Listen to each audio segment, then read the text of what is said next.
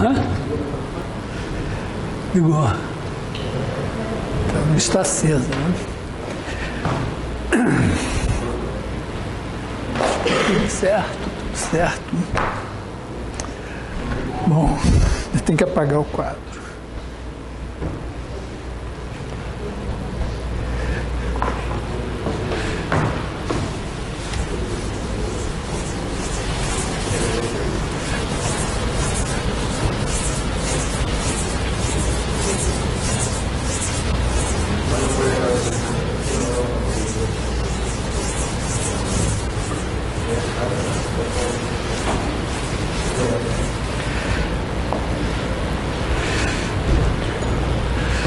Bom, então hoje vamos falar de transformações lineares e matrizes.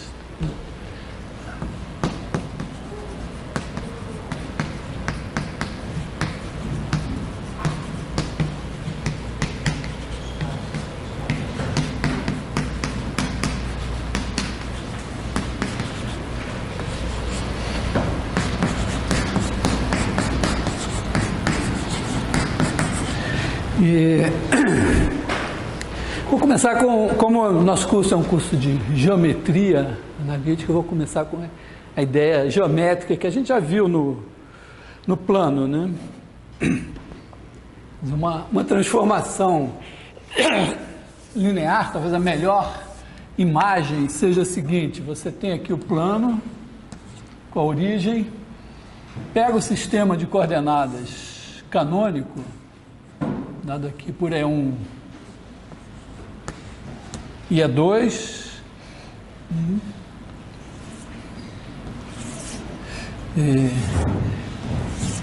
e aí você tem você pode quadricular o plano a partir desse quadradinho aqui, E1 e E2. Aí faz o seguinte, faz uma transformação que pega o plano, leva a origem na origem, mas leva o E1 num certo ε1 e o E2 num certo ε2. E aí usa esses caras aqui como base e constrói um reticulado aqui a partir desses dois caras. Então, por exemplo, aqui, então a ideia é a seguinte: você vai fazer uma transformação T, e aí o ε1 vai ser igual ao T de E1, o ε2 é o T de E2. E quando você pegar um camarada qualquer aqui, sei lá, pega aqui um V assim. Então o V está mais ou menos aqui nesse quadradinho, né? Então V é igual a X é 1 mais Y é 2. Então vai ser X é 1 mais Y é 2. Então o T de V vai ser X T de E1 mais Y T de E2, quer dizer, X ε1 mais Y ε2. Então você marca aqui o mesmo X nesse reticulado aqui, que eu costumo chamar de descanso da casa da vovó.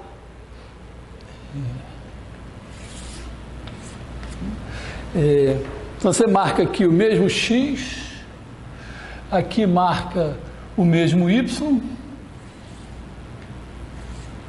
e aí esse camarada aqui vai ser o T de V. Essa é a ideia básica. Quer dizer, do ponto de vista algébrico, significa isso. Quer dizer, você leva o E1 no ε1, o E2 no ε2, e aí você leva qualquer x é 1 mais y é 2 em x ε1 mais y ε2. Isso vai ter como consequência que essa T vai ter duas propriedades. T de V1 mais V2 vai ser igual a T de V1 mais T de V2. Porque, olha só, se você pegar V1 igual a x1 é 1 mais y1 é 2, V2 igual a x2 é 1 mais y2 é 2, somar, V1 mais V2 vai ser x1 mais x2 é 1, mais y1 mais y2 é 2, e o t de V1 mais V2 vai ser x1 mais x2 é y1 mais y1 mais y2 é y2. E aí, claro, você separa, né? Isso aqui é x1 é y1 mais y1 é y2 mais x2 é y1 mais y2 é y2, usando lá nossas propriedades. Que é, bom, esse aqui é o T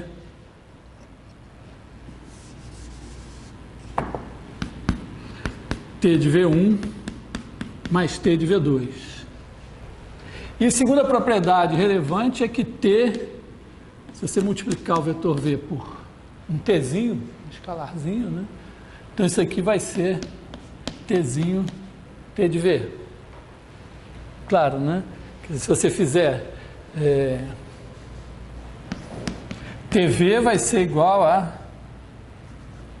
T vezes x é 1 mais y é 2, que vai ser tx é 1 mais ty é 2. Esse cara vai ser elevado, então, em tx é y1 mais ty é y2, que é igual a t vezes x é y1 mais y é y2, que é igual a t tv. Essas propriedades, elas implicam no seguinte, ó, se eu pegar aqui no meu plano, então, deixa eu separar as propriedades aqui. Então, T de V1 mais V2 igual a TV1 mais TV2, para todos V1 e V2, segundo, T de TV igual a T TV. Aí, se você pegar aqui uma reta nesse plano, essa reta ela pode ser representada assim, escolhe um ponto qualquer aqui, P0, e um vetor W, vou chamar de V esse vetor aqui, né?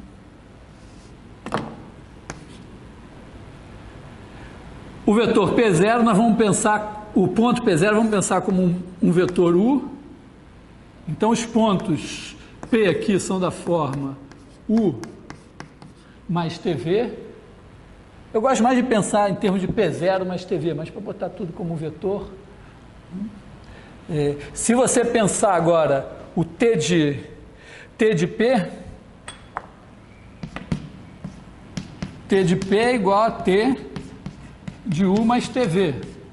Pela propriedade 1, isso é T de U mais T de TV. Pela propriedade 2, isso é T de U mais T de V.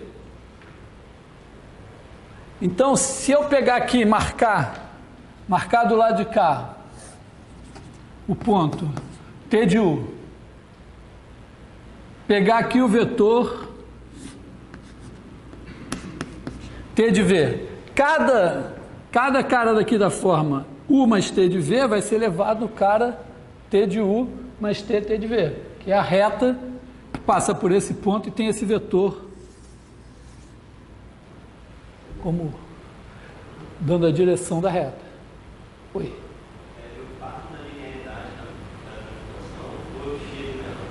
Não, a pergunta é se parte da linearidade ou chega nela. Na verdade, estou fazendo um processo, eu fiquei pensando nos 5 minutos que eu pensei como é que eu ia dar essa aula hoje, eu fiquei pensando exatamente isso, né? Aí não tirei nenhuma conclusão e vim aqui. Mas a ideia é a seguinte, você pode... eu pensei assim, não, vamos partir dessa ideia geométrica, dessa ideia aqui, que você faz uma transformação assim simples, pega o quadriculado, transforma nesse outro reticulado, observa que nesse tipo de transformação você tem essa propriedade. Tá? Então, estou tirando desse exemplo, tem essa propriedade. Vou, em seguida, dar um outro exemplo importante em que essas duas propriedades aparecem. Eu acho que o processo é muito assim, na construção do conhecimento, em particular do conhecimento matemático. Você começa a aparecer exemplos, situações em que algumas propriedades se destacam, até que um dia a gente olha e diz, não, mas peraí, aqui acontece isso, aqui acontece isso, aqui acontece isso, mas, na verdade, em todos os casos, são essas propriedades aqui que são relevantes. Aí você diz, não, vamos fazer um quadro abstrato, vamos dizer, ó, espaço vetorial é esse bicho abstrato que engloba vetores flechinha, pares ordenados, ternos ordenados, Rn, espaço de funções, e todos têm aquelas operações de adição e multiplicação por escalar, e tem lá uma série de propriedades. Agora eu estou vendo um tipo de transformação, que aqui eu estou vendo de vetores flechinha para vetores flechinha, mas isso aqui como eu falei no começo, como esse é um curso de geometria analítica, eu começo com uma ideia geométrica. Mas vou dar um exemplo algébrico. Então, vamos apagar isso aqui.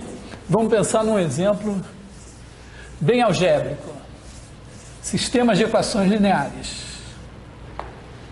Então, exemplo algébrico.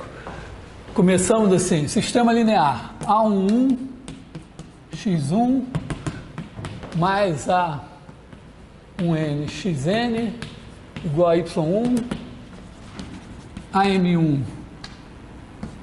x1, mais AMN, xn, igual a ym. Olhamos para esse sistema. Isso aqui pode ser também pensado assim, né?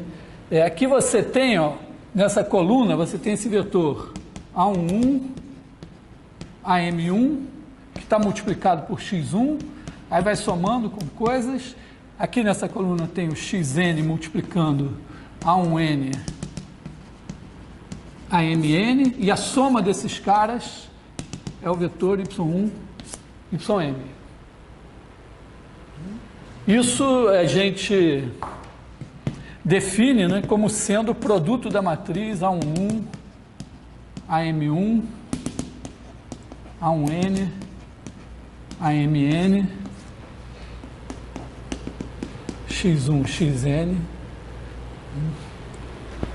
Então isso aqui pode ser, quer dizer, isso daqui por definição é isso daqui é isso mesmo. Então você pode ver o y1, yn como construído assim, com a soma desses caras, ou simplesmente como produto da matriz. Então, aqui, sei lá, 2 em 2 aulas, eu defino de novo o produto de matriz por vetor. Até a gente dizer, não, tá, agora faz parte do nosso arcabouço teórico. Eu também posso olhar para isso da seguinte maneira, ó. Aqui, eu tenho uma maquininha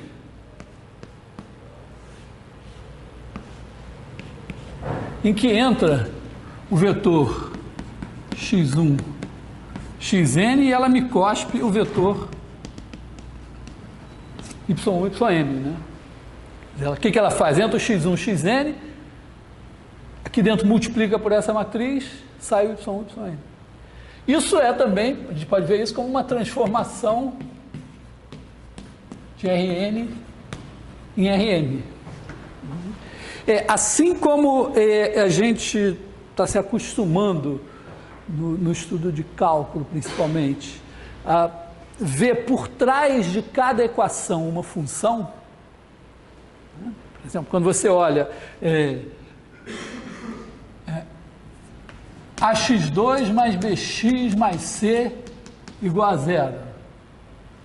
Na sétima série, oitava série, sei lá, você aprendeu a resolver essa equação. Depois você tem uma visão mais ampla e olha para a função y igual a ax2 mais bx mais c, que é uma f de x, aqui essa função é de R em R. E aí você passa a olhar para a função toda. Aqui você tem, sei lá, o gráfico da função, e pela cara do gráfico você sabe que, bom, pode acontecer hoje do x está assim ou está assim, e aí tem 0, 1 ou 2 soluções para a sua equação, mas você olha para a função toda. Então, mesma coisa aqui, em vez de eu olhar simplesmente para o sistema linear e tentar resolver dados y1, y2, ym, achar o x correspondente, eu olho para a função toda como uma função de Rn em Rm. E aí, se eu disser, tá bom, mas isso aqui é um espaço vetorial, quer dizer, isso aqui é uma transformação T de um espaço V1 num espaço V2. E tem aquelas duas mesmas propriedades. Ó. Se eu colocar aqui, em vez do vetor x1, xn, botar um vetor que seja a soma, vamos...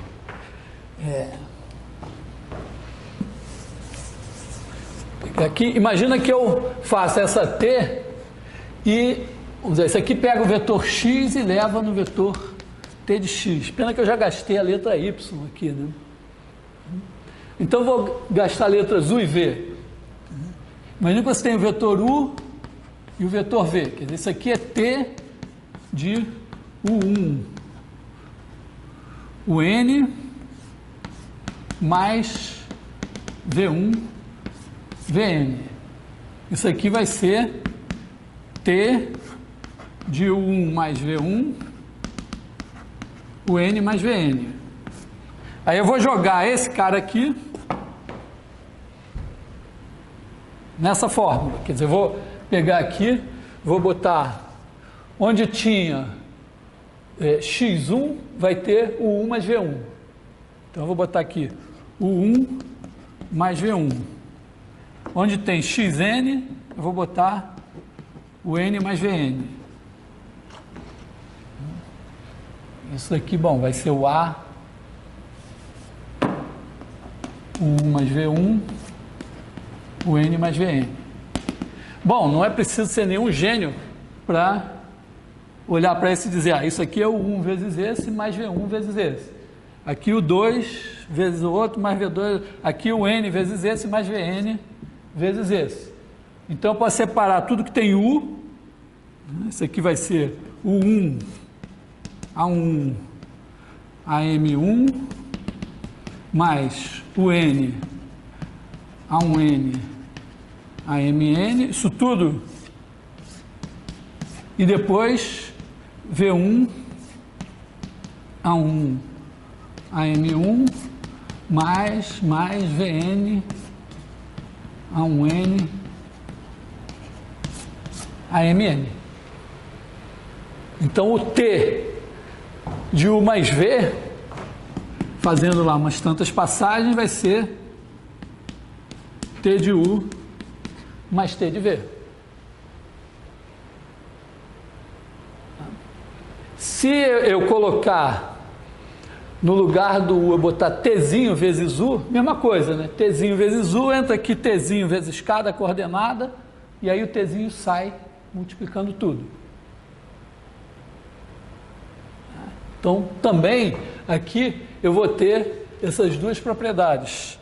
T de U mais V vai ser igual a T de U mais T de V, e T de TU é igual a T de U. Então, agora é um exemplo de peso, né? Só esse exemplo aqui já justifica a gente fazer um curso inteiro sobre transformações lineares. Eu esqueci, o Marco Aurélio, professor de cálculo, é meu colega de sala, mas eu esqueci de perguntar para ele, vocês já estão vendo derivada? Já? Então, nós temos mais um exemplo relevante.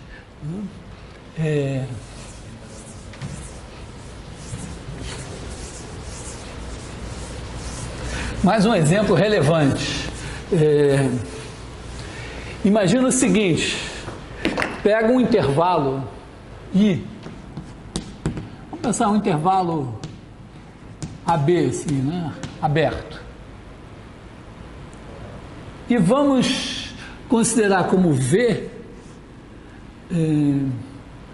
para derivada vocês já fizeram funções contínuas também, já tem funções contínuas. Então, em princípio, eu pensaria assim, V como sendo o espaço das funções de I em R. Vou deixar ainda alguma coisa, não vou fechar essa chave, mas eu estou interessado na seguinte transformação aqui, transformação D.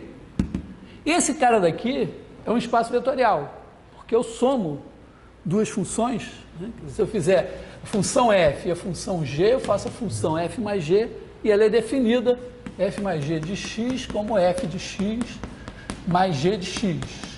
E t vezes f em x é simplesmente t vezes f de x. Uma primeira visão meio grosseira é pensar assim, uma função é um vetorzão com uma infinidade de coordenadas, uma para cada x do intervalo i. E aí você soma coordenada a coordenada, multiplica por escalar coordenada a coordenada. Então eu vou pensar esse D aqui, não é bem assim, mas do V no V. Tem um problema que nem toda função é derivável, mas vamos pensar assim, que pega a função f e leva na sua derivada. Ora, tem as duas primeiras regras de derivação, talvez, abstratas, são o quê? F mais G' é igual a F' mais G'. Né? Uma constante, não vou usar a letra T aqui, que pode ser mal interpretada. CF' é igual a CF'. Isso está dizendo que essa transformação aqui é linear. Então, a derivada é uma transformação linear. Tem um problema aqui, como nem toda função é derivável, eu posso fazer das funções deriváveis, tá? V é igual ao conjunto das funções f de R em R. Vou chamar assim de V1 ou de W, igual ao conjunto das f pertencentes a V, tais que f é derivável. Então, na verdade, esse negócio aqui seria de W em V. Tem uma outra coisa bonitinha assim de fazer, é o seguinte, você chama de V o espaço das funções contínuas e de W o espaço das funções que tem derivada contínua. Então, também poderíamos fazer assim. Então,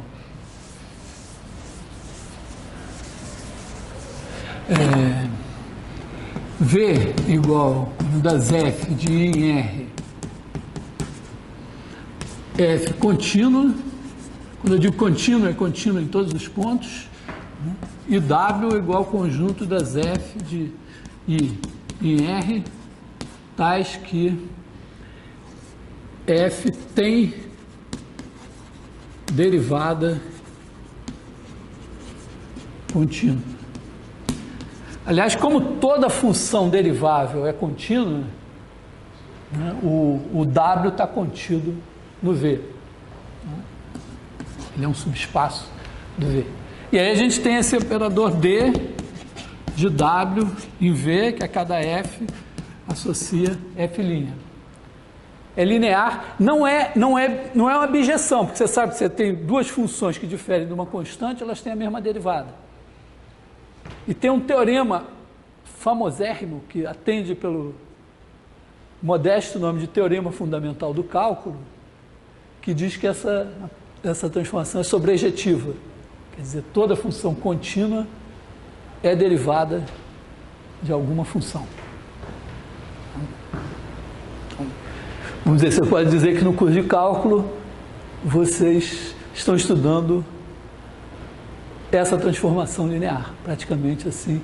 Tudo que vocês fizeram até agora foi para poder construir essa transformação linear e vão fazer mais coisas ainda para poder provar que ela é sobrejetiva. Uma visão tacanha, mas... então, tem mais um exemplo aqui que é... E a integral que vocês vão aprender também é uma transformação linear. Aí repara que aqui já são espaços de dimensão infinita. Bom, isso aqui é o seguinte, esses exemplos, assim, é claro que o nosso curso não vai trabalhar esse exemplo aqui, mas, de certa forma, ele justifica a gente fazer um pequeno esforço adicional para pensar, em vez de fazer tudo em R2 ou R3, fazer tudo que for possível em espaços vetoriais gerais. Claro, sempre que você achar que aquilo está forçando a sua cabeça, forçando a sua barra, você pensa, não, para mim, vetor é flechinha, ou é par ordenado, terno ordenado. Tá? Mas pensa assim, que se você puder fazer um esforço adicional, pensa em espaço vetorial e pensa que as coisas que funcionarem sem a exigência de que os seus elementos do seu espaço vetorial sejam realmente flechinhas, só dependam das operações do espaço, elas podem ter um interesse em outras situações. Bom, pelo menos sistemas lineares é uma... Não precisa pensar nesse exemplo aqui, mas os exemplos dos sistemas lineares é um exemplo que certamente vale a pena e dá para entender, né? Então, vamos apagar tudo isso e eu vou usar como referência, agora que eu botei o bode na sala, assim, mostrei um espaço de dimensão infinita, um operador assim, vou agora ficar num caso mais simplesinho, que é o RN. Se eu não falasse de dimensão infinita, talvez o RN ficasse um pouco pesado, agora ele ficou leve, né? Então, vamos pensar assim no RN, quer dizer, uma transformação T de RN em RN, RN em RM linear. Ou, simplesmente, a gente pode também pensar assim, ó, T de V em W linear. Quando for preciso, a gente vai supor que V e W são espaços de dimensão finita. Nem sempre isso é preciso. Quer dizer, T tem essas propriedades. T de U mais V igual a T de U mais T de V para todos U e V. E 2T de Tzinho U igual a Tzinho T de U para todo Tzinho e para todo U.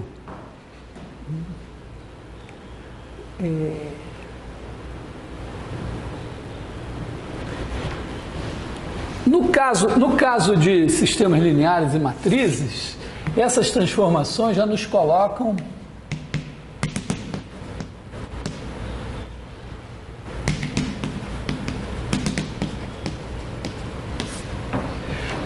olha para essa matriz e observa o seguinte, ó. Quando eu fizer multiplicar isso aqui por x1, xn, isso daqui vai dar x1 vezes A1, AM1, mais xn, A1n, AMn. Isso aqui é uma combinação linear dos vetores coluna da matriz. Então, a imagem dessa transformação, quer dizer, os caras que são imagem de alguém pela transformação, ela é o conjunto das combinações lineares dos vetores coluna da matriz. Então você tem dentro de Rn, ó, você tem dentro de Rn, de Rm, aliás, que é a imagem, né? Quer dizer, o contadomínio é o Rm. Agora, dentro de Rm tem um subespaço E, que é o espaço gerado pelas colunas. E esse espaço é a imagem da transformação T. Então, repara que você já pode dizer assim, esse sistema aqui vai ter solução, se eu colocar aqui, se eu supuser que isso aqui vai ter que ser Y1, Ym, só tem solução se o Y1, Ym estiver no espaço gerado para esses caras, for combinação linear desses caras. Então, por exemplo, você já pode pensar assim, se fizer pensando assim, a transformação de R3 em R3. Então tem aqui, ó, E1, E2, E3. Aliás, não custa nada observar também, ó, que se eu botar o E1 aqui, o E1 é 1, 0, 0, 0, 0, 0, 0. Quando eu boto aqui, dá 1 e o resto é 0. Então a imagem do E1 é a primeira coluna. Se botar E2, é 0, 1, 0, 0, 0, dá a segunda coluna. O EN dá 0, 0, 0, 0, 1, dá a enésima coluna. Então esses vetores coluna da matriz são as imagens dos vetores da base canônica pela transformação. Então eu tenho esses caras aqui, quer dizer, quando eu dou a matriz, quando eu dou o sistema, dou a transformação, eu estou dizendo quem são as imagens desses caras aqui. Se eu bem entendi a ideia geométrica de transformação linear, que vai acontecer aqui? Eu esqueço esse sistema de coordenadas aqui e olho para o seguinte, ó, esse cara daqui é o ε1 igual a t de E1, aqui tem o ε2 igual a t de E2, e sei lá, vou fazer assim. E aqui tem o ε3 igual a t de E3. Como eu estou em R3, se esses três caras forem linearmente independentes, eles vão gerar o espaço todo. Então a imagem vai ser o espaço todo. Mas se eles não forem, uma outra situação, imagina que tivesse assim, ó, ε1, ε2, e aí o ε3 caísse no plano, fosse sei lá, T1, ε1 mais T2, ε2. Quer dizer, pode acontecer de um colapso assim acontecer. Então o que vai acontecer? A imagem da transformação toda vai ser um plano. E quem não tiver nesse plano, se você pegar Y1, Y2, Y3, se não tiver nesse plano, o sistema não tem solução. Se estiver no plano, tem. Então, a mesma coisa pode acontecer aqui em Rn, né? Quer dizer, que seria o Rm. Se tem aqui N vetores, pode acontecer aqui do N ser maior que M. Então, esses vetores aqui, pode ter mais vetores do que a dimensão do espaço. Certamente tem gente demais aqui. Mas mesmo assim, pode ser que eles não gerem o espaço. Fica uma coisa... Na verdade, você olha para as colunas e diz, essas colunas aqui tem um monte de coisa aqui que eu jogo fora e, na verdade, só ficam duas. Então, quando você pegar, sei lá, pega o R15, faz uma transformação de R15 em R10, mas, na verdade, a imagem do R15 só tem dimensão 2. Não é o R2, mas pode ser um subespaço de dimensão 2 dentro de R10. Então, é esse tipo de coisa que pode nos interessar olhando aqui para as colunas. Tem também um outro detalhe interessante, que é o seguinte, os caras que são levados em zero vão desempenhar um papel também muito importante aqui, é o núcleo da transformação, mas não vou falar nele agora, eu vou só pensar na transformação. Vou voltar para um exemplo geométrico, uma rotação.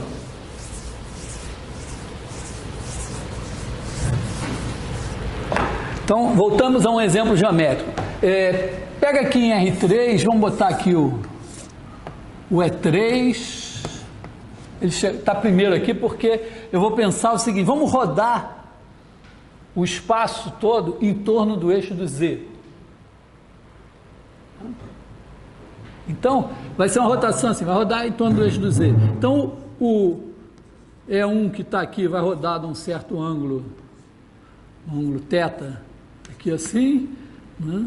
Vai virar aqui um ε1, e o E2 vai virar aqui também, rodar aqui também do mesmo ângulo θ, e vai virar o ε2. E o E3, esse ângulo aqui permanece reto, o E3 vai ficar parado. Tá? Que vai acontecer com um vetor qualquer, né? Imagina que você pega um vetor qualquer aqui, representando um certo ponto aqui. Ponto P, vetor V. O ponto P gira em torno desse eixo. A coordenada Z dele permanece a mesma.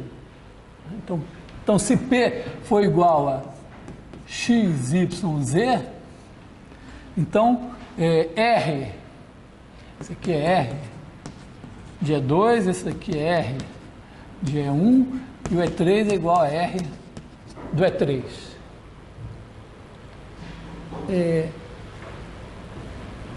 O R de P, uma coisa eu sei, a coordenada Z é a mesma. E como eu estudei muito rotações no plano, fiz um mini curso de rotações no plano, eu sei o quê? Que o vetor, se eu olhar aqui no plano XY,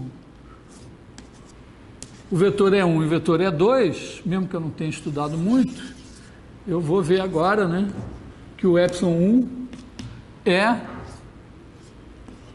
cosseno θ, seno θ. E que esse ângulo aqui é reto, aqui é o ε2, aqui é θ de novo, aqui é θ, e aqui é θ. Eu sou obrigado a botar aqui porque, em geral, a gente pensa o ângulo é adimensional, mas ele também é o comprimento desse arco aqui, porque o raio é unitário, né? Então, o ε2, ele é aqui, né, menos seno θ, cosseno θ. Ora, o x e y do P, eles rodam no plano. Se eu pegasse o ponto, se eu pegar esse cara e projetar aqui, a projeção dele roda embaixo do P. Quer dizer, a reta vertical passando pelo P roda toda junta.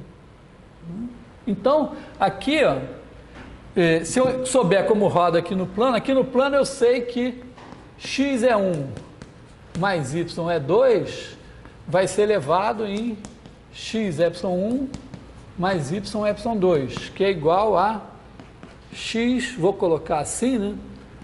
Cosseno θ, seno θ, mais y menos seno θ, cosseno θ. Que é igual a x cosseno θ menos y seno θ, x seno θ mais y cosseno θ. Que também não custa nada, né? Reparar, é cosseno θ, seno θ menos seno θ, cosseno θ multiplicado por xy. Então, bom, o XY daqui vai no... Vou deixar esse Z mais centralizado, né? Vou escrever assim, x cosseno θ menos y seno θ, x seno θ mais y cosseno θ, z. É isso que a rotação faz. Tá. Bom, se ela faz isso, isso também, ó, eu posso também escrever assim, ó, em termos de matrizes, isso daqui é cosseno θ menos seno θ, 0, seno θ, cosseno θ, 0, 0, 0, 1, x, y, z. Então, agora eu vim de uma transformação dada geometricamente e inventei a matriz para transformação. Tá?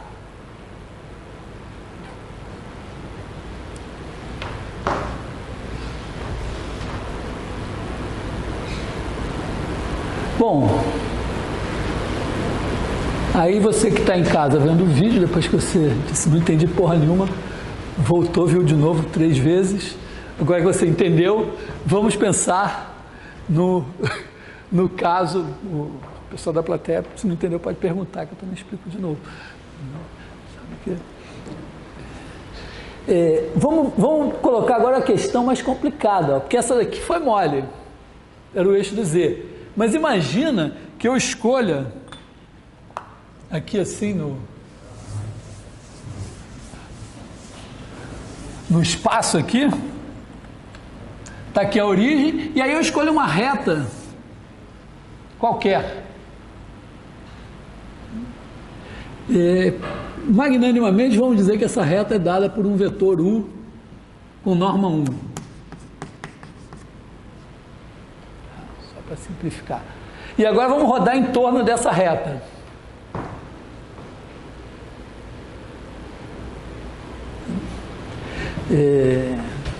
E agora, como é que a gente faz?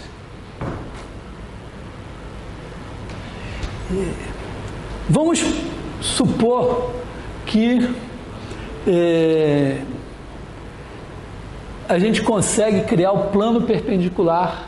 A gente consegue, né? Criar o plano perpendicular à reta passando pela origem, esse plano alfa aqui, a gente consegue. Alfa é igual ao conjunto dos V tais que V escalar U é igual a 0. Esse plano vai rodar. A rotação, para todos os efeitos, no nosso exemplo anterior, o U é o E3 e o plano alfa é o plano dado pelo E1 e o E2. Se eu pagar um trocado bom, né, se eu der aqui as coordenadas do vetor U e pedir para vocês uma base ortonormal do plano alfa, vocês conseguem. Quer dizer, 2 vetores unitários e ortogonais que estão em alfa. Né? Como eu não vou dar o dinheiro, eu vou dizer rapidamente assim. Você chuta aqui você tem um U, então o U tem coordenadas, vamos dizer que o U tenha coordenadas, ele tem norma 1, né? Então vamos pensar aqui no nosso U.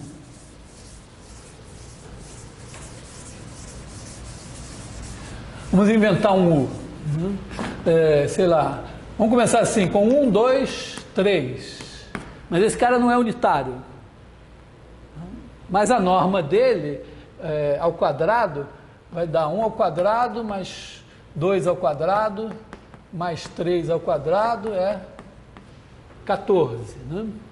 Então a gente pode fazer 1 sobre raiz de 14 vezes esse cara. Então esse aqui é o nosso U. Agora a gente pode fazer o seguinte, a gente inventa aqui um ε1 perpendicular ao U. Como é que a gente faz? O ε1 vai ter x, y, z. Coordenada x, y, z. O produto escalar dele por u tem que ser 0. Esse raiz de 14 não vai servir para nada para esse 0, né? Quer dizer, quando você fizer isso aqui, escalar. Então, aqui a gente vai ter que ter 1, 2, 3. Vou botar aqui 1 sobre raiz de 14. Escalar x, y, z igual a 0. Então, vai ser x mais 2y mais 3z igual a 0. Raiz de 14 já foi embora. Aí chuta alguém aqui. Por exemplo, 1 menos 1. Bom chute. 1 menos 1. Está quase bom. Tem que dividir por raiz de 3 para ficar unitário, para ficar melhor ainda. Então, esse cara daqui, 1 sobre raiz de 3. Esse aqui é o epsilon 1. Aqui o epsilon 1.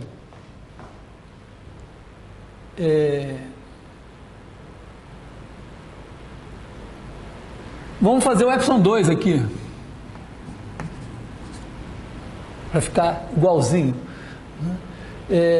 O epsilon 2, se eu fizer o produto vetorial, né? Se eu fizer o produto vetorial de epsilon 1 por u, vai dar para cá. O de u por epsilon 1 dá para lá. Então a gente faz epsilon 2 igual a u vetorial epsilon 1.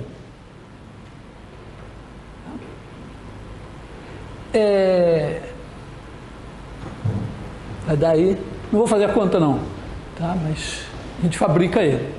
Então, você vê, se tivesse dito, qual o preço de vocês? R$100, R$1.000, sei lá, um trocado assim, para isso aqui R$100 está mais que bom, né? Se tivesse oferecido R$100 para o primeiro que fizesse isso, alguém já tinha feito, né? Então a gente consegue criar esses caras. Agora, ó, eu sei o seguinte, se eu pegar um vetor, então o epsilon 1 e o epsilon 2 vão girar aqui no círculo unitário. Quer dizer, se eu pegar a rotação de θ, então vou esquecer as coordenadas deles, mas se eu pegar a rotação de θ, pensando assim, não, eu olho do U e olhando do U para baixo eu vejo rodar no sentido trigonométrico, θ. Então o epsilon 1, né, R de epsilon 1, vai virar esse cara daqui.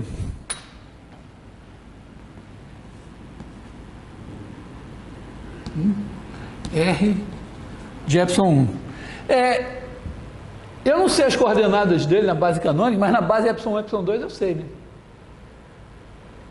Quer dizer, vê se não está claro. R de epsilon 1, se eu fizer o desenho aqui do meu plano, está aqui o epsilon 1, está aqui o epsilon 2, está aqui o círculo unitário, θ, R de epsilon 1 é igual a cosseno θ, epsilon 1, mais seno θ, epsilon 2. Não estou estudando esse negócio de vetores, base, não sei o que, esse tempo todo para nada, né? Então isso aqui é cosseno θ, epsilon 1 mais seno θ, epsilon 2. E o R de epsilon 2 é exatamente como no outro caso, vai ser menos seno θ, epsilon 1 mais cosseno θ, epsilon 2.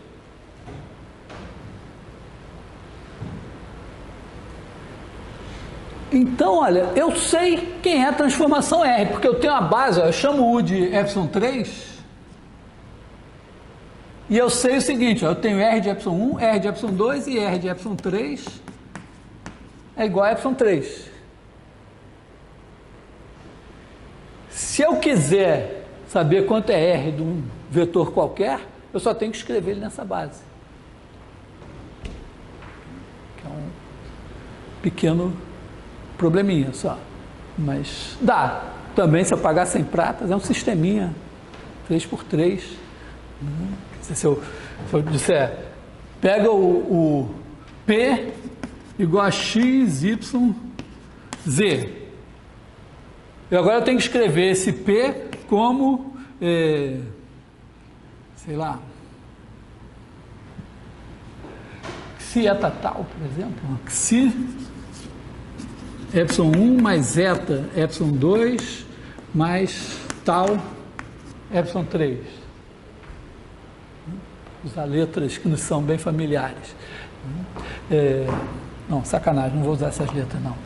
Vamos usar outras.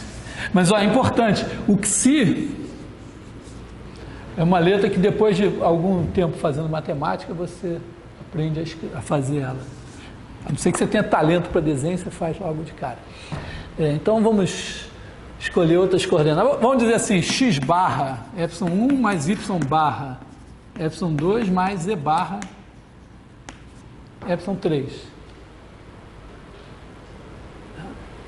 Então, seria isso, quer dizer, você tem x, y, z é igual, o epsilon 1 tem lá coordenadas, que eu não me lembro mais quais são, mas eu vou chamar de A1, A21, A31, mais y barra, o epsilon 2 tem coordenadas A12, A22, A32, e o epsilon 3 tem coordenadas A13, A23, A33.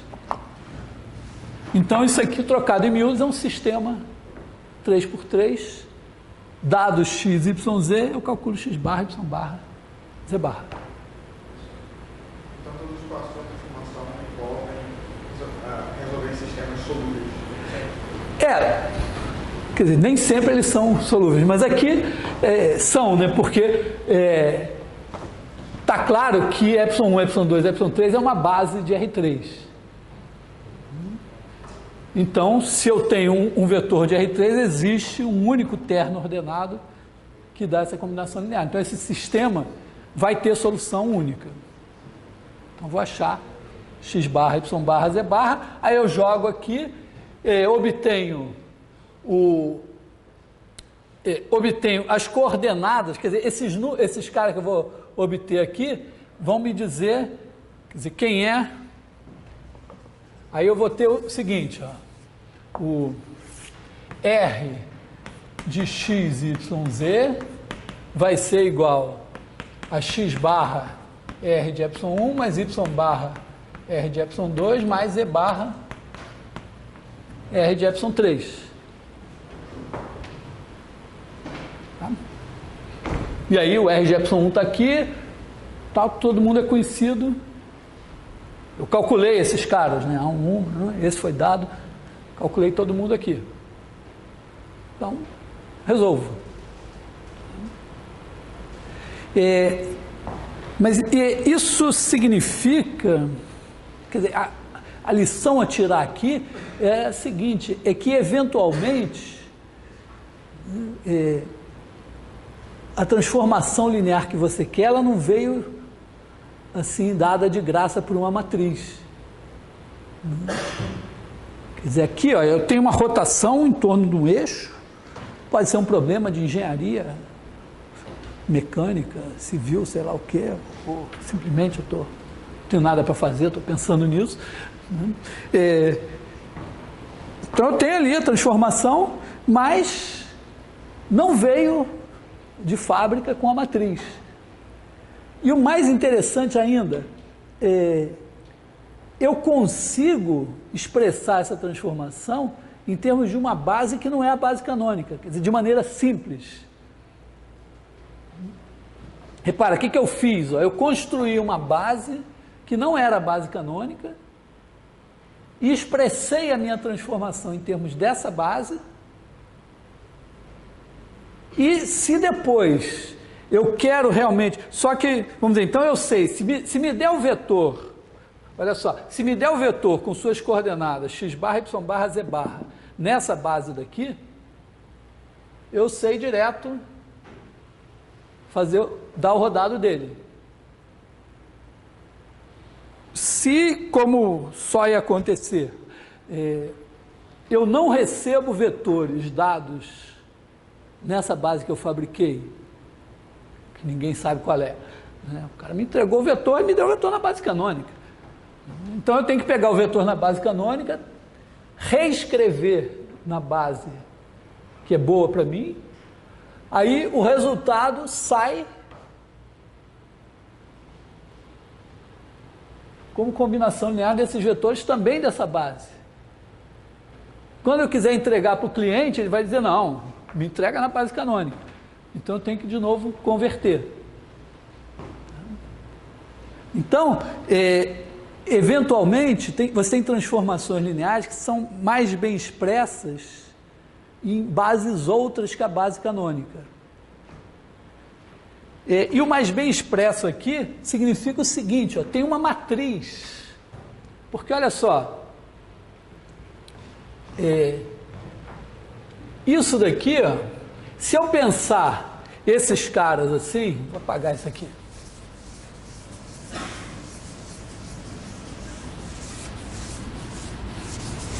Olha para esses caras, o R de ε1, eu posso escrever assim, ó, cosseno θ, seno θ, 0. Isso não é verdade se eu pensar na base canônica, mas lembra que eu entendi que base é uma chave para eu codificar o vetor, codificar e decodificar o vetor como um elemento de R3 ou de Rn. Então, a chave mudou, a codificação mudou. Então, isso aqui, vamos chamar ε1, ε2, ε3, esses caras aqui, de base beta. Então, isso aqui corresponde à base beta. O R de ε2 também, eu sei, ó, é menos seno θ, cosseno θ, 0, na base beta. E o R de ε3, esse é 0, 0, 1. E aí, esse negócio aqui está me dizendo o seguinte, ó, que se eu entrar com o vetor x barra ε1 mais y barra ε2 mais z barra ε3, esse cara daqui eu represento assim, ele é x barra, y barra, z barra na base beta. E aí esse cara é levado pela minha transformação R, né, em x barra R de ε1 mais y barra R de ε2 mais z barra R de ε3, que na base beta se escrevem x barra cosseno θ, seno θ 0, mais y barra menos seno θ, cosseno θ 0, mais z barra 0, 0, 1. Base beta, base beta, base beta. Ora, isso daqui é, para todos os efeitos, o produto da matriz cosseno θ, seno θ, 0, menos seno θ, cosseno θ, 0, 0, 0, 1, por x barra, y barra, z barra.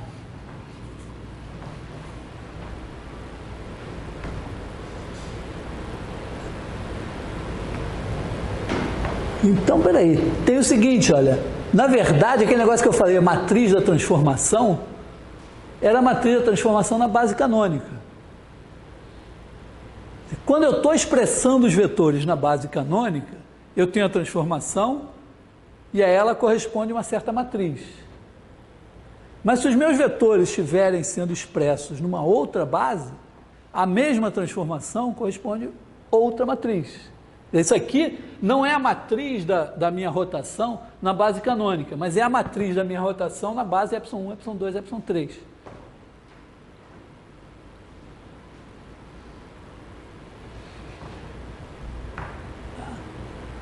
Quer dizer o seguinte, ó,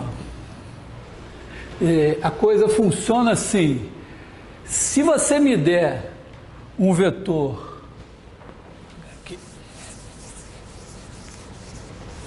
apagar esses caras aqui.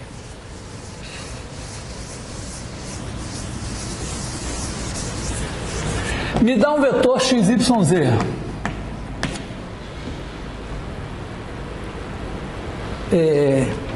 E eu quero, no fim, que ele entre aqui. Eu quero que ele entre aqui na minha máquina de fazer rotação de θ. E no fim eu quero que saia aqui o R de XYZ na base canônica. Ele entra na base canônica, o meu cliente me entregou o XYZ na base canônica, eu tenho que no fim dar o rodado dele na base canônica. Meu cliente pode ser o computador. Por exemplo, eu quero fazer lá uma rotação, quero fazer uma animação, alguma coisa assim, e o negócio tem que rodar em torno do eixo que está assim. Então eu tenho que pegar um vetor XYZ na base canônica e rodar ele e dar as coordenadas de rodado na base canônica, para poder plotar lá na minha tela. Bom, aqui o que eu entendi que eu tenho aqui no meio é o seguinte, ó.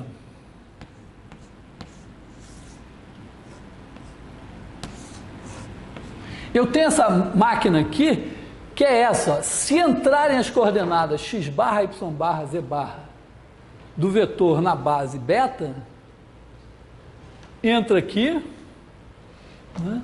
Então entra x barra, y barra, z barra, ele entra aqui e sai o R de x barra, y barra, z barra, escrito na base beta também, o rodado.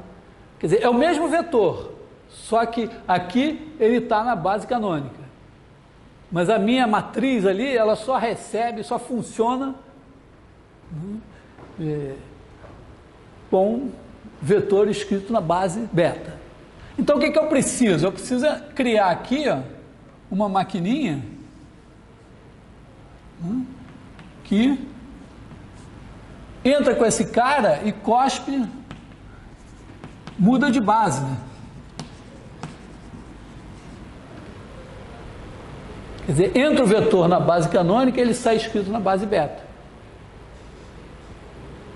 E depois, ó, ele saiu na base beta, ele tem que entrar aqui na base beta e muda de base, vou botar assim, desmuda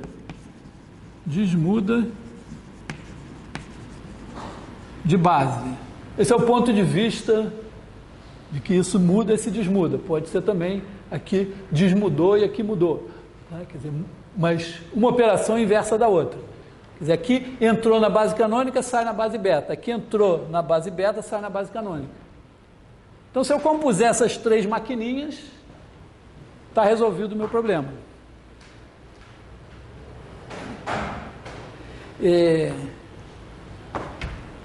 Então, tem duas coisas importantes aqui, né? Primeiro, que uma transformação linear, ela tem uma matriz que depende da base em que eu estou trabalhando. Se eu escolher, assim como quando eu mudo a base, mudam as coordenadas dos vetores, quando eu mudo a base, muda a matriz da transformação linear. E a outra coisa é que a mudança de base pode... A mudança de base é o quê? É resolver um sistema linear. Então, também, resolver um sistema linear é o quê? É a operação inversa. Quer dizer, você tem a transformação linear. Veja só. Você tem aqui o seu sistema linear. A11 x1 mais A1n xn igual a y1. Vou botar n1 x1. Aqui eu estou botando n igual a m, por quê? Porque quando eu estou fazendo mudança de base, eu estou com o sistema, a transformação do espaço nele mesmo. Então tem isso aqui. Isso aqui corresponde a aplicar a transformação t de Rn em Rn, que pega x e transforma em y. Resolver o sistema é inverter essa transformação. Quer dizer, fazer t-1 de Rn em Rn, que pega y e transforma em x. Mas será que a inversa de uma transformação linear é linear? Porque se for, tem uma matriz. Bom, aqui, claro, eu estou supondo que essa transformação é bijetiva. Tá? Vamos supor que a transformação é bijetiva. Então, vou... Tá bonita a minha máquina, né? Mas eu vou apagar ela.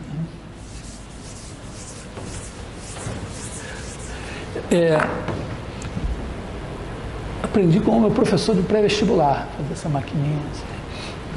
A transformação, então vamos supor assim, que T do espaço V, no próprio espaço V, é bijetiva e linear, né?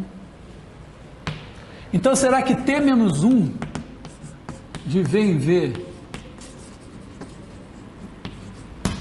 é linear? Então, a pergunta é, está aqui o V, está aqui o V, está aqui o T, está aqui o T-1. Então, eu tenho que pegar aqui, ó, Y1, Y2. Eu quero saber se T-1 de Y1 mais Y2 é igual a T-1 de Y1 mais T-1 de Y2. Olha só, é bijetiva, então tem um x1 aqui, aliás, e aqui tem um x2. Então, y1 é igual a t de x1, y2 é igual a t de x2. Ou seja, x1 é igual a t-1 de y1 e x2 é igual a t-1 de y2. Bom, mas o y1 mais y2 é igual a t de x1 mais t de x2. Como t é linear, isso é t de x1 mais x2. Então, t-1 de y1 mais y2, eu estou perguntando se o x1 mais x2 vai no y1 mais y2, quem foi que foi no y1 mais y2? Resposta, passei no Enem. x1 mais x2. Tá?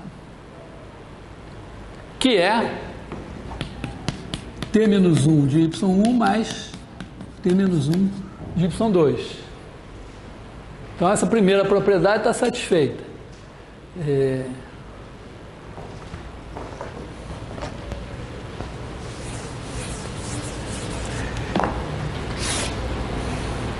E será que t-1 de ty é igual a t-1 de y vezes t? Bom, está aqui o ty. Bom, o y veio do x, né? Então o ty veio do tx. Quer dizer, se y igual a t de x, ty é igual a t de tx, propriedade da transformação. Então, t-1 de ty é o tx, que é... Bom, mas o x é o t-1 de y. Né? Então, vale. Então, se uma transformação linear for bijetiva, a inversa dela é linear.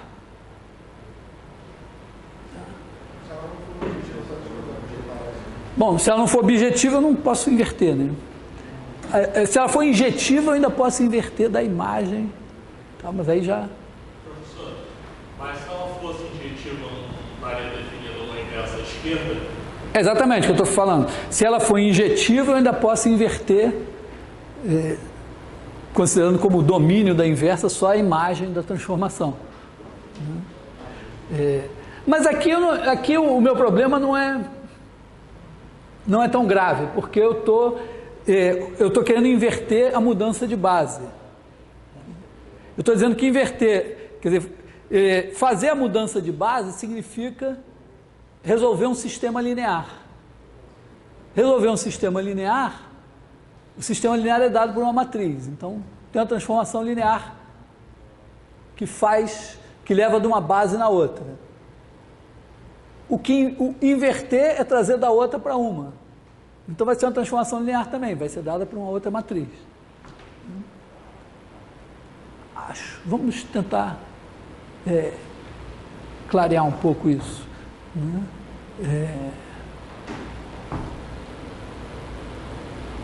Mas acho que vamos fixar primeiro nessa ideia. Vamos deixar a questão da mudança de base para depois. Vamos fixar na ideia que você tem uma transformação linear. Eu comecei pensando que a transformação linear tem uma matriz. Na verdade, eu comecei com uma transformação linear geométrica lá, achei uma matrizinha e tal. Depois eu peguei um sistema linear e vi que vinha uma matriz, e a matriz dava uma transformação linear. Mas se eu pensar a transformação linear de maneira abstrata, aí eu vou ter que pensar isso, que a matriz da transformação linear só passa a existir quando eu tenho uma base. Então vamos ser bem abstratos. Dá uma pausinha.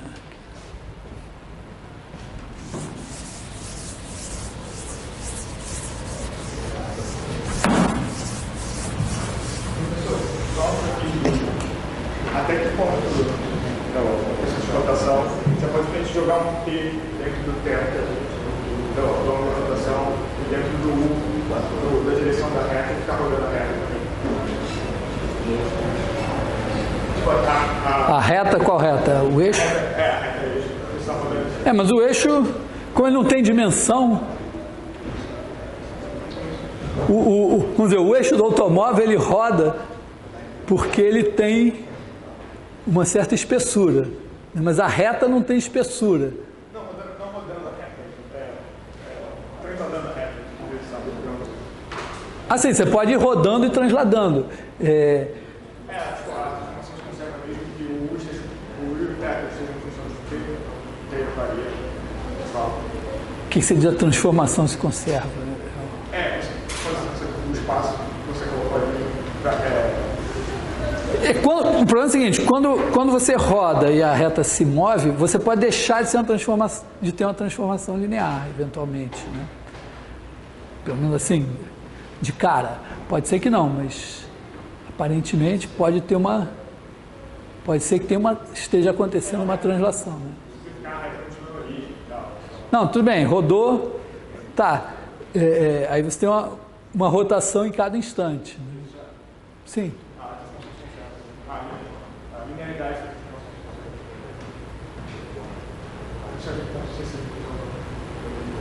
A linearidade do cara para o ponto T. você parametriza a sua reta e faz ela se mexer. Na verdade, isso é um problema que a gente vai abordar mais à frente, que quando você faz uma transformação, que é uma rotação, mas que o eixo está se movendo, tem uma coisa que acontece que é importante: as distâncias são preservadas. Então você tem, em cada instante, uma transformação que preserva distâncias. E aí tem só certos tipos de funções que podem preservar distâncias.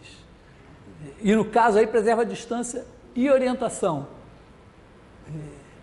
Então quando preserva distância e orientação, não é muito mais do que uma rotação que pode estar acontecendo. Mas, bom, vamos voltar, vamos pensar agora transformações lineares de um ponto de vista bem abstrato. Você tem dois espaços, V e W, espaços vetoriais. T de V em W linear. E vamos supor que V tem uma base e W tem uma base. Quer dizer, V é de dimensão de V igual a N, dimensão de W igual a M. Então, o que acontece é o seguinte, vamos, assim, extraindo alguma, não é? Essa primeira parte da nossa aula foi, assim, tirando coisas para todos os lados. Mas vamos tentar extrair uma coisa simplesinha, abstrata daqui. Eu estou com a impressão do que aconteceu na primeira parte, que se eu escolher uma base para V e outra para W, o que é escolher uma base para V? É transformar o V no RN. Quer dizer, se você fizer alfa igual a U1, o N, base de V, e beta igual a, acho que eu vou chamar de V1, né? V1, Vn, e beta igual a W1, Wm, base de W. Então, é como se, tá certo? Quando eu dou uma base de V, com esses N vetores, cada vez que eu escrevo um vetor de V como combinação linear desses caras, eu dou uma N-upla. Então, o V vira Rn. E o W vira Rm. Então, essa transformação vira uma transformação de Rn em Rm. Pensa só, você tem T de x1, V1 mais xn, Vn, vai ser esse cara daqui, por quê? Porque esse cara daqui é um elemento de V, genérico. Vai sair um elemento de W genérico. Então, isso aqui vai ser Y1 W1 mais YN WM.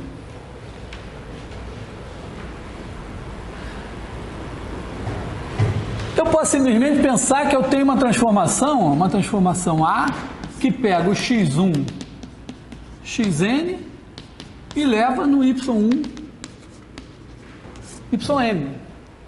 Ela vai ser linear, por quê? Porque se eu pegar esse cara, somar com uma outra N-upla aqui, o que eu vou fazer? Eu vou olhar para os vetores correspondentes aqui, vou somar, vou levar aqui, vai dar a soma desses dois, vai cair aqui a soma das N-uplas.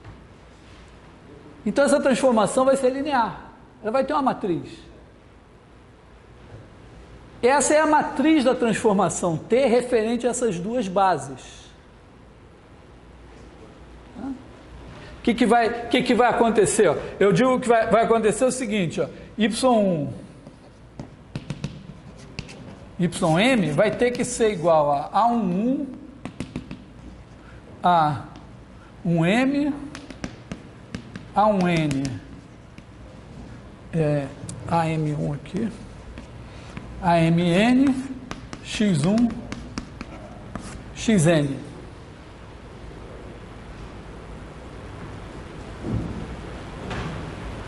Quem vão ser esses caras?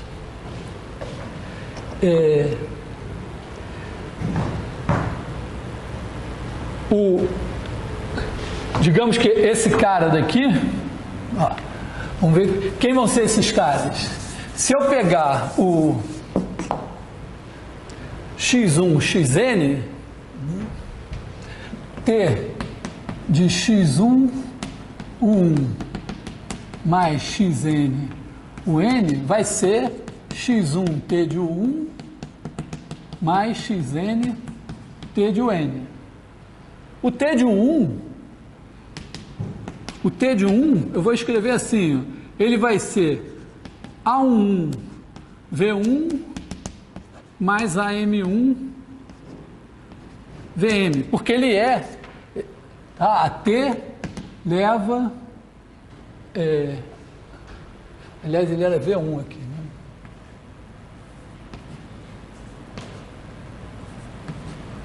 E aqui é W1, WN. A T leva V em W. Então, o T de V1 é o primeiro elemento da base do V, T de V1 é uma combinação linear de vetores da base de W. Então, ele se escreve assim. Mais xn, esse aqui, T de Vn, ele vai ser A1n, W1, mais AMN, WM.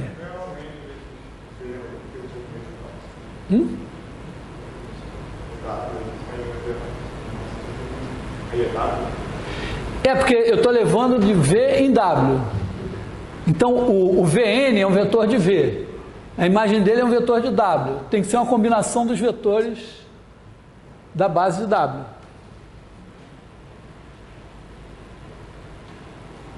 Esse cara daqui, ó,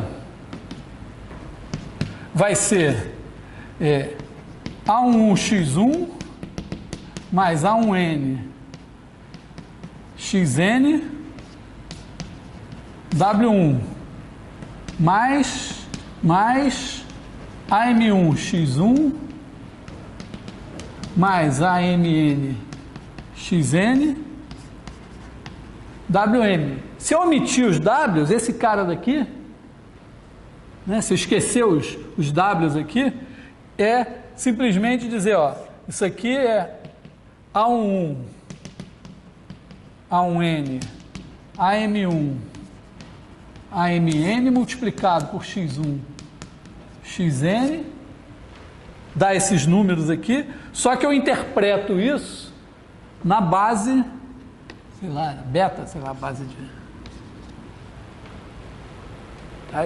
Eu decodifico, eu obtenho essa MU para eu decodifico ela como um elemento de W usando a base beta de W. Então, a principal lição, talvez, aqui, é que se eu tiver com espaços de dimensão finita, e aí não importa se é R2, R3, quer dizer, no exemplo lá da rotação era R3, mas o que eu fiz no exemplo da rotação?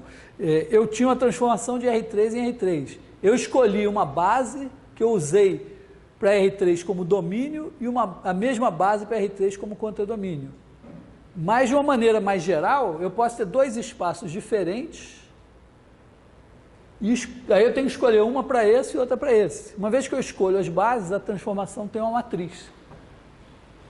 Então, não existe, em princípio, assim, dada uma transformação linear, não existe a matriz da transformação linear. Existe a matriz da transformação linear nas bases que eu escolhi para o espaço domínio e para o espaço contradomínio. Quando o domínio é igual ao contradomínio, é mais simples um pouco, eu posso escolher a mesma base. Não sou obrigado, mas posso. Então, essa relação entre transformações lineares e matrizes é um segredo importante aqui. Quer dizer, assim como a base, quando você tem um espaço vetorial, fixar uma base significa olhar todo elemento do espaço vetorial como um elemento de Rn. Quando você tem a transformação linear, quer dizer, quando você tem transformações lineares do espaço V no espaço W, fixar uma base de V e uma base de W significa olhar toda a transformação linear de V em W como uma matriz.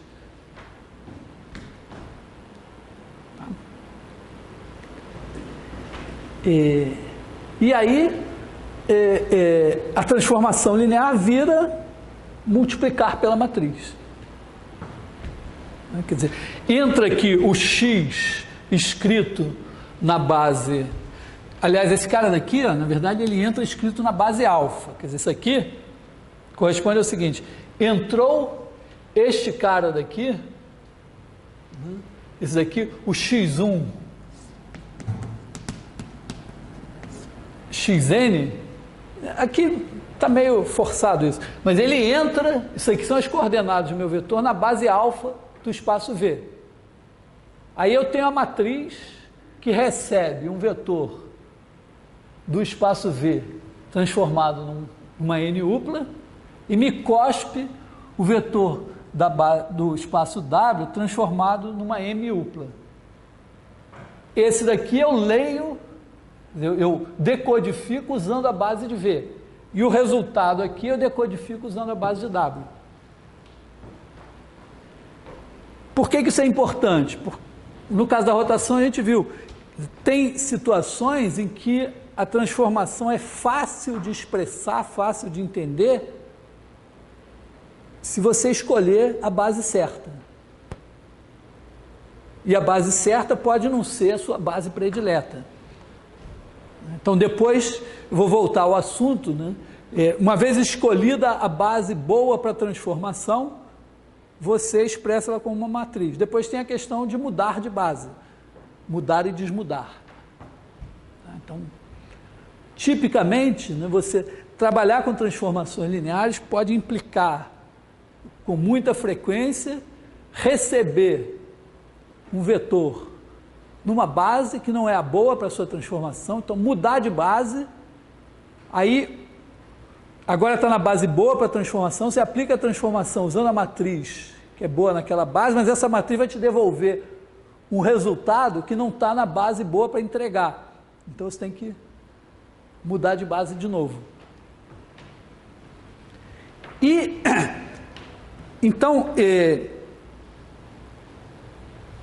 agora, coisa crucial é o seguinte: não só isso acontece, mas também o produto de matrizes corresponde à composição de transformações lineares. Então vamos colocar a questão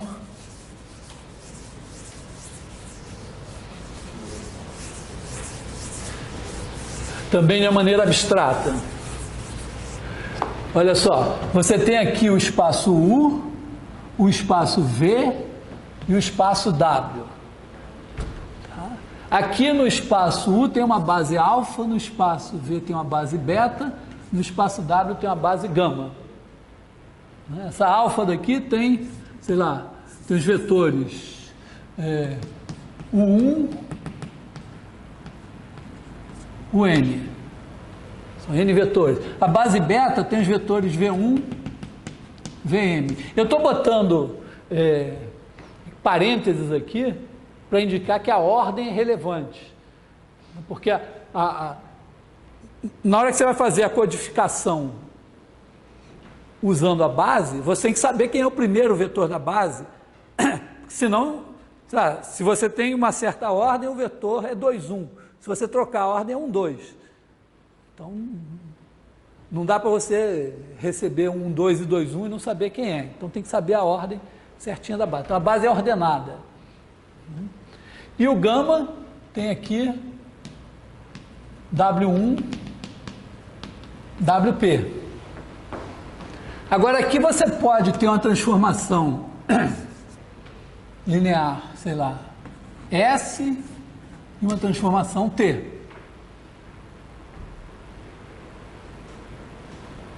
Aí, fixada essa base daqui, fixadas essas duas bases, você pode ter A igual a matriz de T referente às bases alfa e beta. Eu nunca sei direito, a gente usa essa notação assim, eu acho que é alfa beta, mas pode ser que seja beta alfa. Tá? S, desculpa, GS aqui.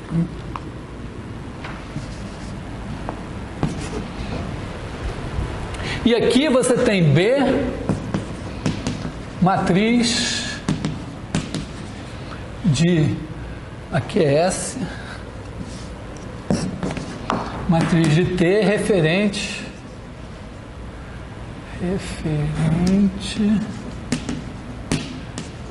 às bases beta e gama. Então B, vamos manter pelo menos alguma coerência, entra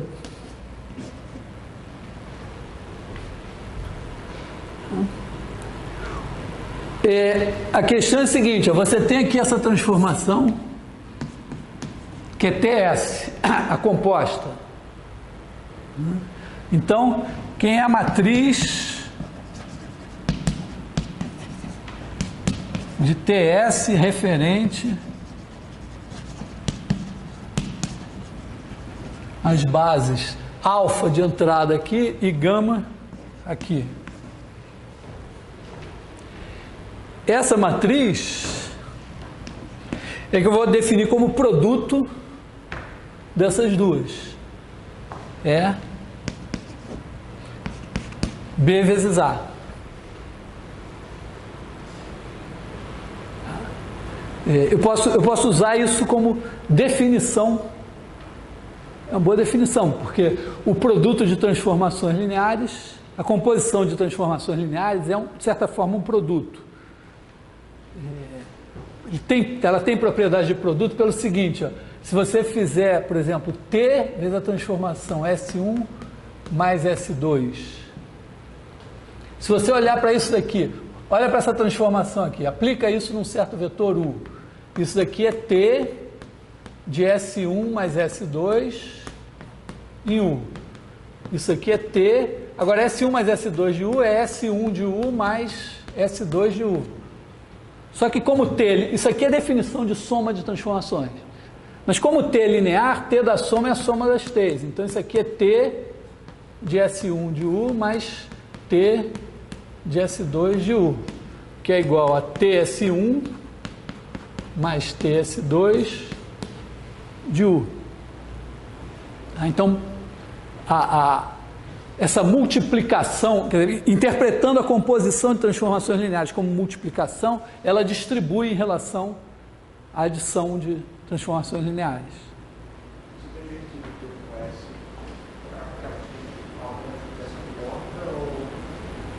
Não, eu não posso inverter T com S aqui, né? Porque... assim, se eu tiver uma T menos 1 para cá, né? Se por acaso eu tiver aqui T menos 1 e S menos 1, então é verdade que TS a menos 1 é igual a S menos 1, T menos 1. Tá, um bom exercício.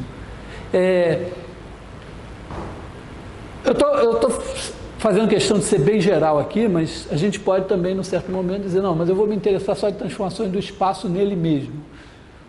Mas, tá? Então, ó, isso daqui é um exercício incontornável que cada um tem que fazer sozinho, sem ter medo das contas, é mostrar o seguinte, que quando você faz essa matriz aqui, ela dá aquele produto de matrizes esquisito que você multiplica escalarmente a linha de uma pela coluna da outra. Acho que eu vou esboçar mais ou menos isso, né? Vamos... então, fixar esse quadro aqui na memória e...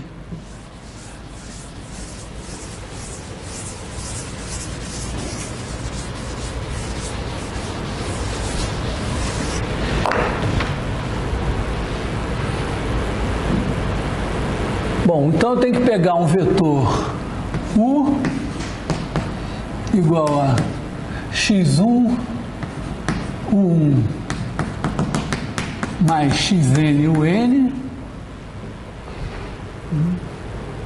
aí T de U é igual a y1 V1 mais YN VN, mas na verdade isso daqui, ó, vai ser X1 T de 1 mais XN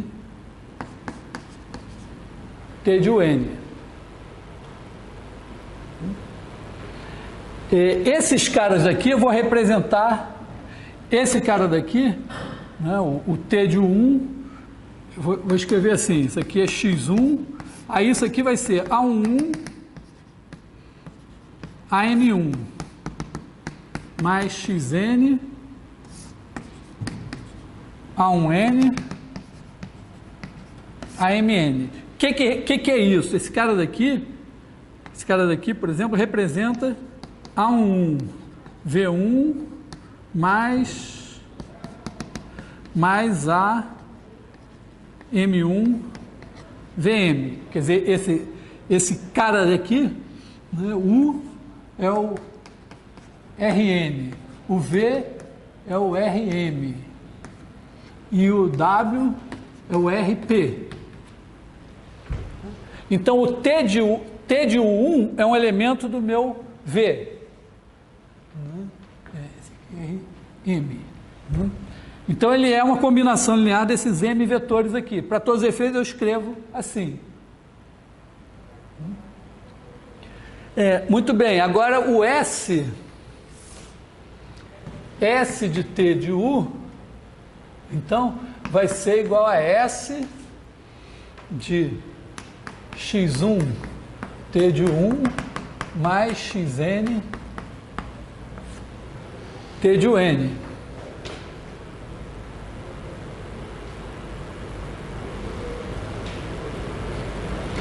Então ele vai ser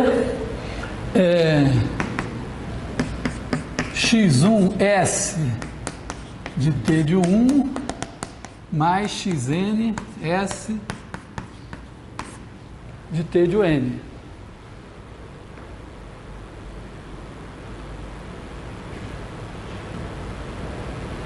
Agora vamos dizer, esse aqui é o T de 1, esse aqui é o T de N.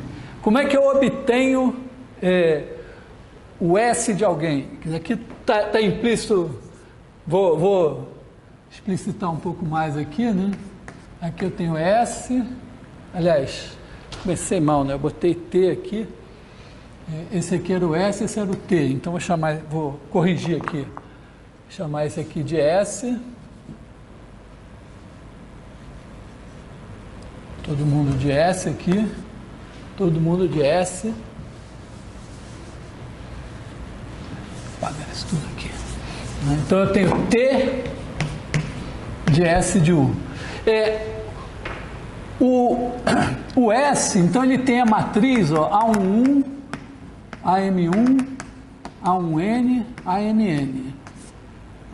S. E o T tem a matriz B11, BP1, B1M, BPM. O que é isso? Esse cara daqui é o T de 1, esse aqui é o T de N. Eu tenho N vetores aqui na base. Então, T de 1, T de 2, T de N. Agora, T não, S, né? S de 1, S de N. Agora, T pega os M vetores da base e eu tenho que dizer quem eles são. Então, cada vetor da base aqui, ó, ele vai ser V1 até VM. E tem o T desse e o T desse. Cada um deles tem P coordenadas, porque o W tem dimensão P.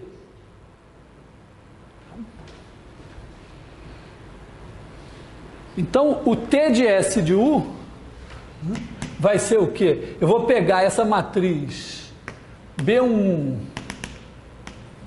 BP1, B1M, BPM e vou aplicar nesse vetor aqui, que é X1 A11 AM1 mais XN A1N, AMN.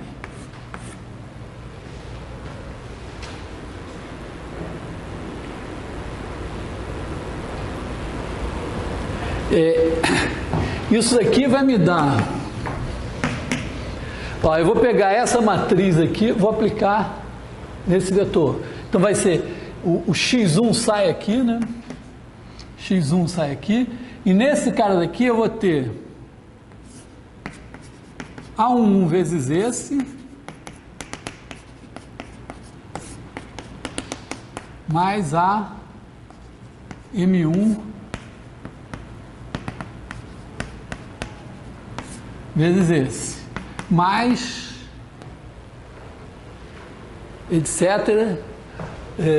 Aí eu vou ter aqui xn que multiplica A1N, B1, BP1, mais a MN, B1M, BPM. Bom,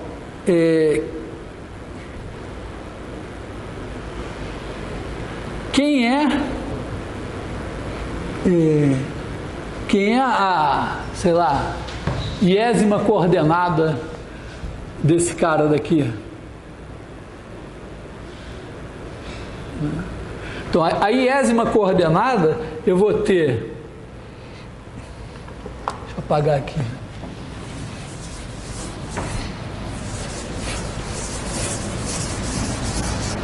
Então, iésima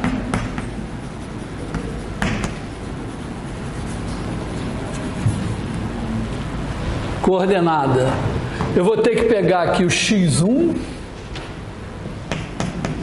Aí ele vai pegar todo mundo que tiver na iésima coordenada aqui. Então vai ser A11, B1 e BI1 mais eu vou ter aqui A21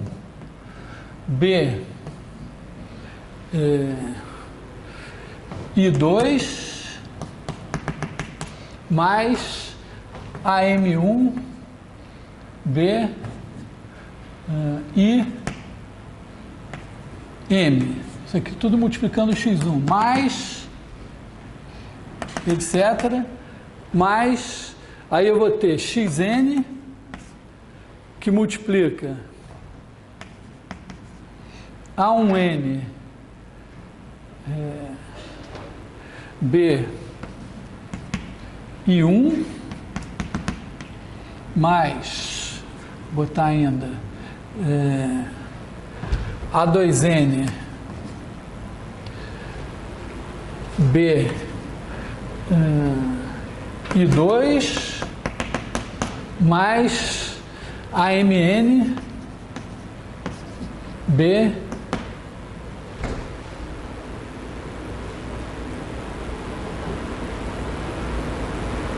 e M, tá certo? Espero não ter errado aqui nada, né?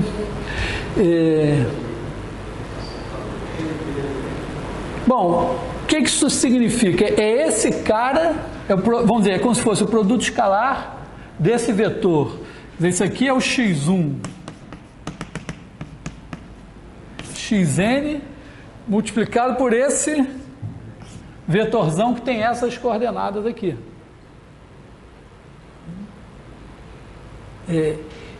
Isso corresponde, ó, isso daqui é a iésima. Se eu pensar em termos de matriz, a matriz que eu estou procurando tem aqui o meu vetor x1, xn, e aí isso está dando como resultado alguma coisa aqui que tem uma coordenada zi, que é isso daqui. É a iésima coordenada do resultado. Então, esses aí tem que ser essa linha da matriz vezes essa coluna aqui.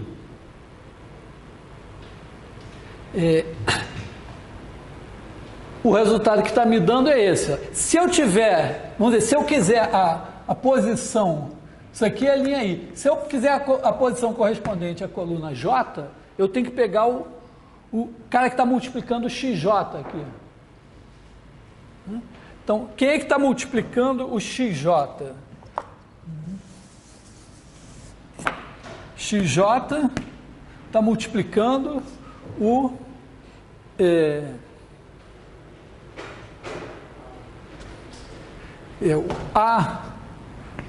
A1J B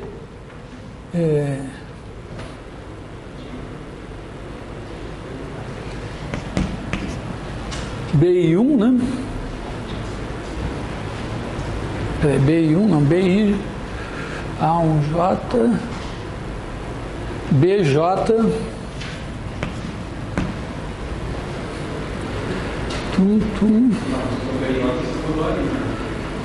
Hã? Ah, não, tá certo. B é tudo I. A1J B e J. Certo? Não, BI1. Não. BI1, desculpa, BI1 mais A2J, BI2 mais A MJ, B e M. Espero não ter errado. Confere? Se alguém confere aí, porque senão fica gravado para a eternidade errado. Bom, isso daqui corresponde o quê? A linha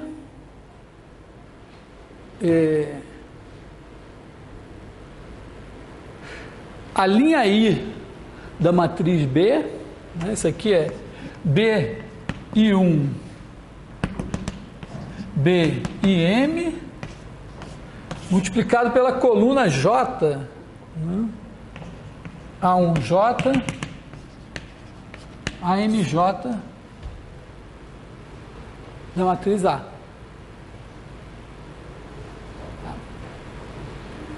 Que é, então, corresponde o que? B é a matriz de T e A é a matriz de S. Então, o que eu estou obtendo aqui é o seguinte, que se eu pegar, se eu tenho a matriz B, B11, B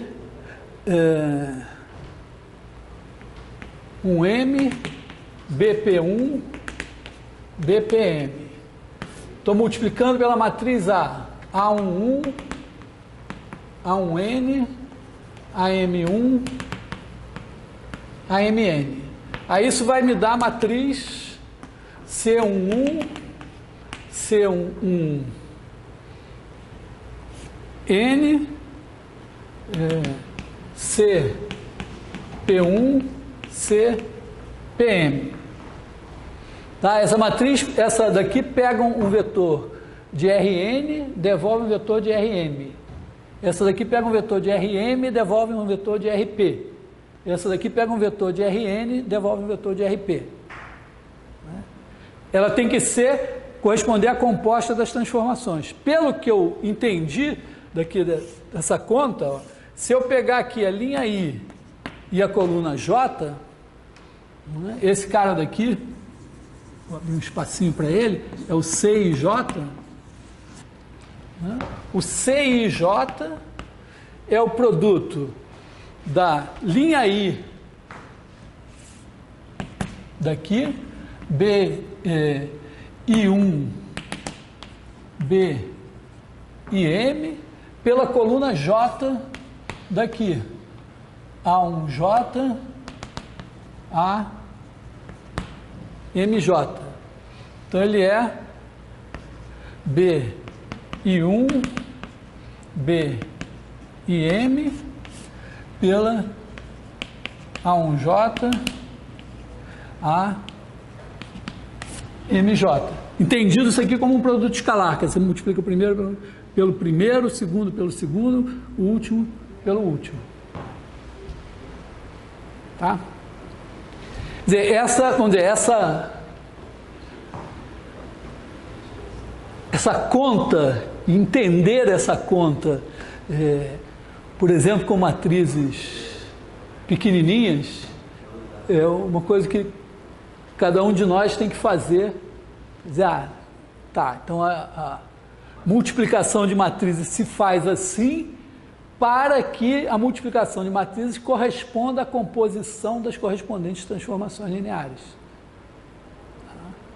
Eu fiz aqui com bases quaisquer, mas na verdade isso aqui basta você fazer de Rn, Rm, Rp, dando mesmo. Quer dizer, eu meio que fiz com bases quaisquer, mas no meio eu disse, já estou em Rn, Rm, Rp.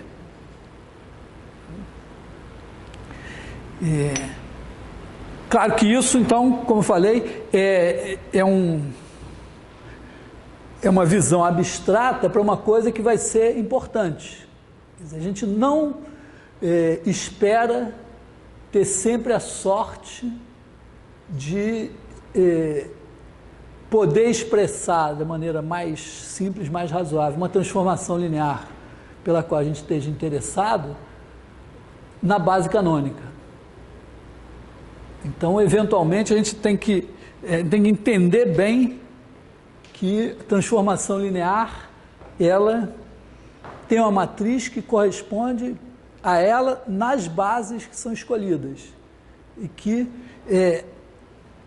para que as coisas fiquem simples, às vezes a gente tem que escolher bases diferentes da base canônica. Isso tem um certo custo, mas às vezes é o mais barato que a gente pode pagar. Então,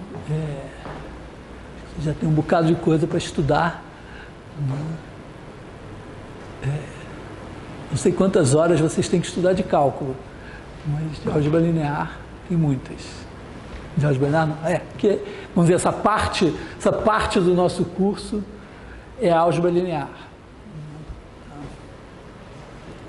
Bom, então é isso, né?